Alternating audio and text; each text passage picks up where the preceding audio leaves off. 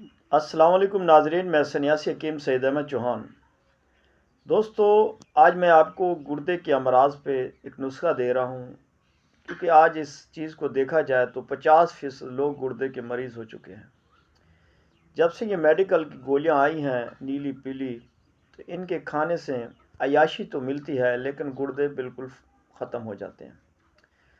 تو ان میرے بھائیوں کے لیے آپ کو میرا ایک میسج ہے، آپ اپنے پیاروں کو اگر گردے کے ڈیلیسس سے بچانا چاہتے ہو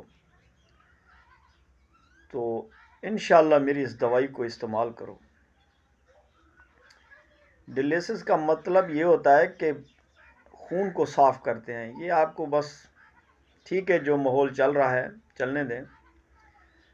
تو گردے کو طاقت آئے گی میری دوائی کھانے سے۔ گردوں میں جن لوگوں کو گردے سے پیپ آتا ہے یا گردے سوزش کر گئے ہیں یا صحیح طریقے سے پمپ نہیں کر رہے، تو ان کو یہ آنکھ بند کر یہ دوائی کھلائیں۔ مغز پستہ 50 گرام، تخم خربوزہ 50 گرام، ریٹھے کا مغز کی گری 50 گرام اور خسکاس 100 گرام۔